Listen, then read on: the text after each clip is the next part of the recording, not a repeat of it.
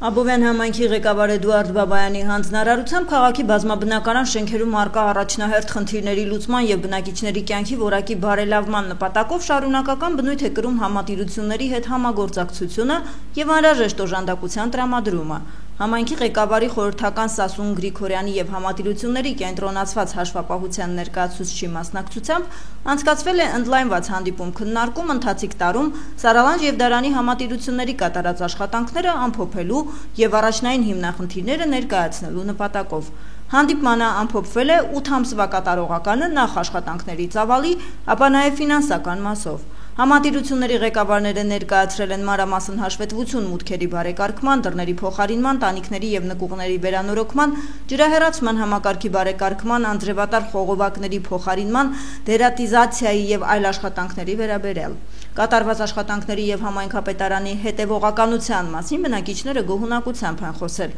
ապա բարձրաձայնել բազմաբնակարան շենքերում առկա այլ հիմնախնդիրներ։ Գնահատելով համայնքապետարանի օժանդակությունը, կարևորվել է նաև բնակիչների ակտիվությունը եւ վճարային պարտավորությունների պատշաճ կազմակերպումը։ Հանդիպման ավարտին համայնքի ղեկավարի խորհրդականը առանձնահատուկ ընդգծել է, որ յուրաքանչյուր բնակիչ իրավունք ունի համատիրությունից ստանալ տեղեկատվություն կատարված աշխատանքների, բնակիչների վճարումների ընդհանուր մակարդակի եւ ֆինանսական ծախսի մասին։ Այս կերպ հաստատելով թափանցիկ եւ արդյունավետ գործունեություն եւ վստահելի համագործակցություն համատիրությունների հետ։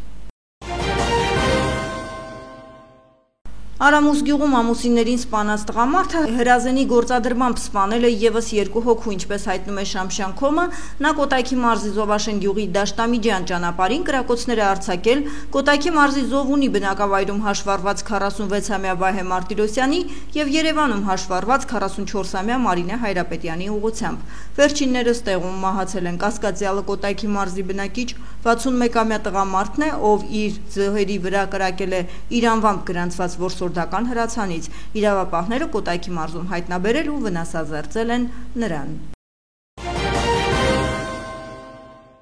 ԵԱՀԿ գործող նախագահ Էլինա Վալտոնեն ողջունում է ԵԱՀԿ Միսկի խումբը լուծարելու Հայաստան-Ադրբեջան համատեղ դիմումը, այս մասին նա ասել է արտգործնախարարությունում Արարատ Միրզոյանի հետ համատեղ ասուլիսում։ ԵԱՀԿ-ն պատրաստ է շարունակել ընդլայնված համագործակցությունը այնպիսի ոլորտներում, որտեղ Հայաստանը եւ ԵԱՀԿ-ն կկարողանան արժեք ավելացնել։ Կարևոր է խաղաղության այս գործընթացն ամրապնդել ու շարունակական բնույթ տալ խոստումնալից քայլերին, որոնք արդեն իսկ կայացված են ստորագրելով համաձայնագիրը եւ կարգավորելով հարաբերությունները, որպեսզի խաղաղությունն այս տարածաշրջանում լինի կայուն, նշել է նա։ Հայաստանի Հանրապետությունը երբևէ որևէ երրորդ կողմի առջև չի ստանձնել եւ չի ստանձնելու պարտավորություն փոխելու Հայաստանի Հանրապետության սահմանադրությունը։ Այս մասին ԵԱՀԿ գործող նախագահի հետ համատեղ մամուլի ասուլիսին այսօր հայտարարել է արտաքին գործերի նախարար Արարատ Միրզոյանը։ Դա միայն մեր քաղաքացիների որոշելիքն է եւ մեր ներքաղաքական օրակարգի մաս։ Այո, Ադրբեջանը շարունակում է այդ հարցը որպես նախապայման դնել խաղաղության պայմանագրի ստորագրման համար։ Մենք այս նախապայմանը չենք ընդունում, ասել է նախարար Միրզոյանը։ Փոխվարչապետ Մհեր Գրիգորյանն ընդունել է Հայաստանի Հանրապետությունում Ղազախստանի Հանրապետության արտակարգ եւ լիազոր դեսպան Բոլատ Իմամբաևին, հայտնում են կառավարությունից։ Հանդիպման ընթացքում քննարկվել են Հայաստան-Ղազախստան երկկողմ հարաբերությունների առանցքային թեմաները։ Մտքեր են փոխանակվել համագործակցության հնարավոր նոր ուղղությունների շուրջ։ Անդրադարձ է կատարվել նաև տարածաշրջանային ծրագրերում երկու երկրների մասնակցության, ինչպես նաև ԵԱՏՄ եւ ԱՊՀ հարթակներում համագործակցության կարևորությանը։ Հայաստանի փոխվարչապետը եւ Ղազախստանի դեսպանը երկուստեք ընդգծել են առևտրատնտեսական, թվայնացման, մշակույթի եւ կրթության ոլորտներում հարաբերությունների զարգացման համար առկա ներուժը ու այն իրացնելու համար երկու բարեկամ երկրների պատրաստակամությունը։ Սույն թվականի հոկտեմբերի 9-ին Բրյուսելում կայացել են Հայաստանի Հանրապետություն Եվրամիություն հետընդունման հարցերով համատեղ կոմիտեի 10-րդ, ինչպես նաև Հայաստանի Հանրապետություն Եվրամիություն մուտքի արտոնագրերի հարցերով համատեղ կոմիտեի 8-րդ նիստերը։ Հայաստանի Հանրապետություն Եվրամիություն հետընդունման հարցերով համատեղ կոմիտեի նիստը համանախագահում էին Հայաստանի ներքին գործերի փոխնախարար Արմեն Ղազարյանը, Եվրոպական հանձնաժողովի ներքին գործերի գլխավոր տնօրինության անօրինական միգրացիայի եւ վերադարձի քաղաքականության բաժանմունքի հետընդունման բաժնի պետ Սիլվենա Պեստան։ Նիստերի ընթացքում կողմերը քննարկել են Եվրամիության եւ Հայաստանի միգրացիոն քաղաքականությունների վերջին զարգացումները, Հայաստան-Եվրամիություն մուտքի արտոնագրերի ազատականացման գործընթացը, ներկայացրել են հետընդունման համաձայնագրի կիրարկման ընթացքը, վիճակագրական տվյալներն ու առկա խնդիրները։ Քննարկվել են համաձայնագրի կատարման արդյունավետության բարձրացմանն ուղղված տեխնիկական եւ բովանդակային հարցեր։ Անդրադարձ է կատարվել նաեւ Հայաստանում վերաինտեգրման աջակցության ծրագրերին, դեպի Հայաստան կամավոր վերադարձի եւ վերաինտեգրման համակարգի կատարելագործման ուղղությամբ իրականացվող աշխատանքներին, այդ թվում անօրինական միգրացիայի կանխարգելման նպատակով իրականացվող իրազեկման միջոցառումներին։ Եվրոպական կողմը բարձր է գնահատել համագործակցությունը հայկական կողմի հետ, ինչպես նաեւ Հայաստան-Եվրամիություն ռեադմիսիոն համաձայնագրի կիրարկման ուղղությամբ իրականացվող շարունակական ջանքերն ու արձանագրված առաջընթացը։ Կողմերը վերահաստատել են իրենց պատրաստակամությունը շարունակել արդյունավետ համագործակցությունը ուղղված Հայաստան-Եվրամիություն հետ ընդունման մուտքի արտոնագրերի դյուրացման համաձայնագրերի հետագա արդյունավետ կիրառմանը։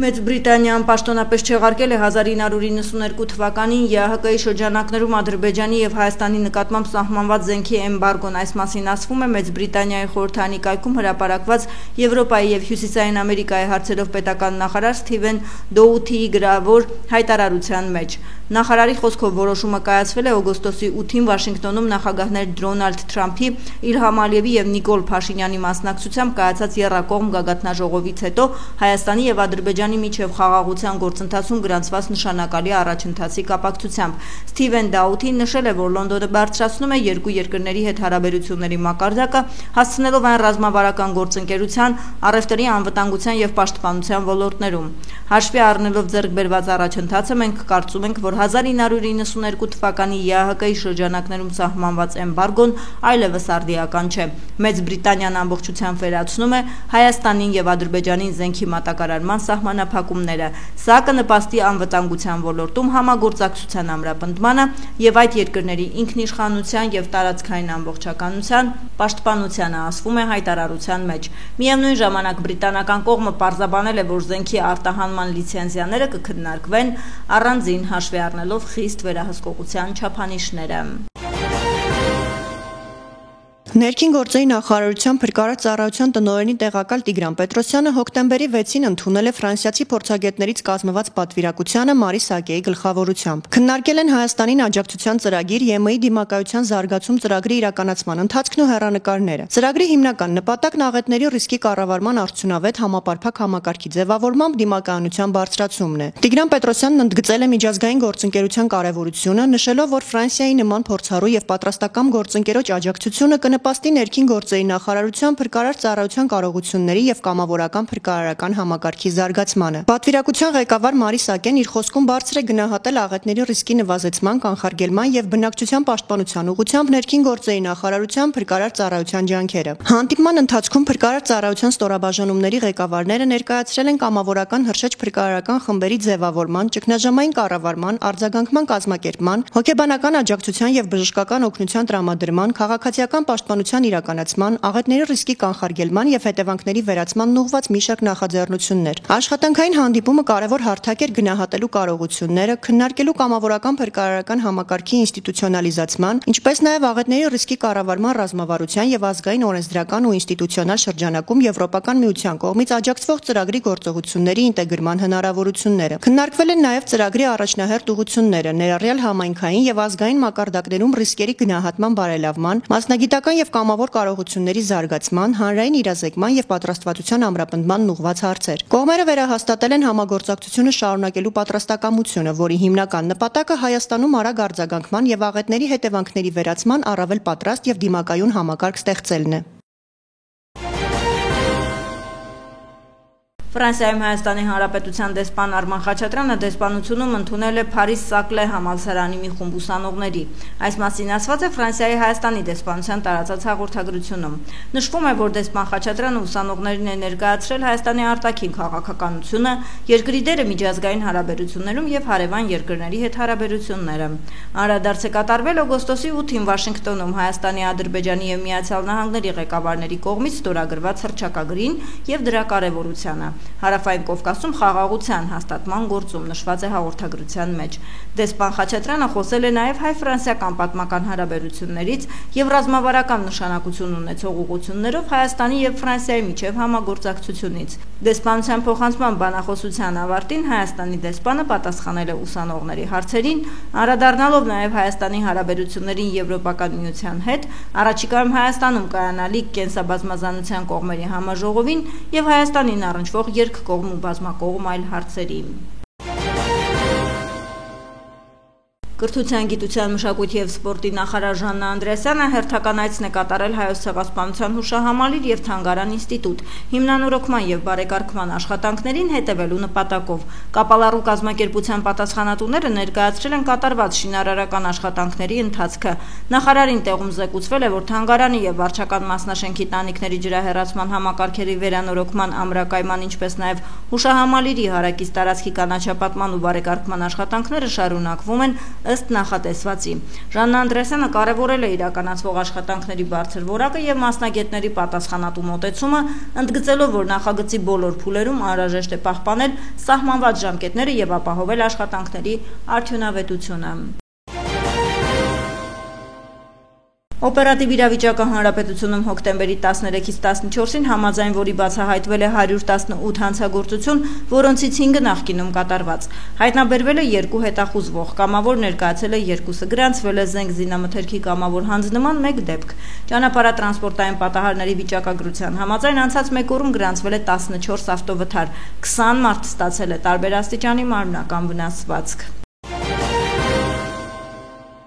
Հոկտեմբերի 6-ից 13-ը մայրաքաղաքում իրականացված ծառայության ընթացքում Երևանի պարեկները հայտնաբերել են ճանապարհային երթևեկության կանոնների 5310 խախտում, պահպանվող հատուկ տարածք տեղափոխելով 159 ավտոմեքենա։ Մասնավորապես հայտնաբերվել է ոչ ստապ 198 վարորդ, առանց վարորդական իրավունքի վկայականի 214 անձ, հայտնաբերվել է հաշվառման համարնիշի հետ կապված 23, կեղծ հաշվառման համարնիշով երթևեկող 1, չամրակապված վարելու 1139, առանց մանկական նստատեղի քարսիթի 11, վարելու ընթացքում ծխելու 579, վարելիս հեռախոսից օգտվելու 367, հետիոտնի, որ սահմանված վայրով անցնելու 265 և 1779 այլ իրավախախտում, 127 մեքենա շահագործվել է առանց ապա պայմանագրի, 212-ը տեխնիկական զննություն չանցած, 99 լուսարձակների անսարքությամբ, 78-ը թաղանթապատված դիմապակիով և կողային ապակիներով։ Բացի այդ, տարբեր կասկածանքներով ձերբակալվել ու համայնքային ոստիկանության բաժիններ է տարվել 70 անձ։ Նույն ժամանակահատվածում մարզերում պարեկները հայտնաբերել են ճանապարհային երթևեկության կանոնների 15517 խախտում, պահպանվող հատուկ տարածքներ տեղափոխելով 265 տրանսպորտային միջոց, հայտնաբերվել է ոչ ստապ 217 վարորդ, առանց վարորդական իրավունքի վկայականի 498, կեղծ վարորդական իրավունքի վկայականով երթևեկող 5 անձ, հայտնաբերվել է նաև հաշվառման համարնիշի հետ կապված 53, չամրակապված վարելու 4057, առանց մանկական նստատեղի քարսիթի 187, վարելու ընթացքում ծխելու 508, վարելիս հեռախոսից օգտվելու 685, հետիոտնի, որ սահմանված վայրով անցնելու 119, արագության գերազանցման 2738 և 3872 այլ իրավախախտում, 449 ավտոմեքենա շահագործվել է առանց ապա պայմանագրի, 1053-ը տեխնիկական զննություն չանցած, 864-ը լուսարձակների անսարքությամբ, այդ թվում 40 բեռնատար, 142-ը թաղանթապատված դիմապակիով և կողային ապակիներով։ Բացի այդ, տարբեր կասկածանքներով ձերբակալվել ու համայնքային ոստիկանության տարածքային բաժիններ է տարվել 37 անձ։ Փրկարարծառայությունից տեղեկացնում են, հանրապետության տարածքում ավտոճանապարհները հիմնականում անցանելի են։ Կորեայի ձորի ճանապարհի հիմնանորոգման աշխատանքներով պայմանավորված, հաշվի առնելով քարաթափման վտանգը, օգոստոսի 19-ից ճանապարհը ժամանակավորապես փակ է երթևեկության համար։ Ստեփան-Ծմինդալարս ավտոճանապարհը բաց է բոլոր տեսակի տրանսպորտային միջոցների համար։ Հիդրոթերապևտաբանության և մոնիտորինգի կենտրոնից տեղեկացնում են, մայրաքաղաք Երևանում հոկտեմբերի 15-ից 19-ին սպասվում է առանց տեղումների եղանակ։ Մարզերում ևս նշված ժամանակահատվածում սպասվում է առանց տեղումների եղանակ։ Քամին հարավ-արևմտյան 2-ից 5 մետր վարկյան արագությամբ։ Օդի ջերմաստիճանը հոկտեմբերի 15-ին կբարձրանա 5-ից 8 աստիճանով։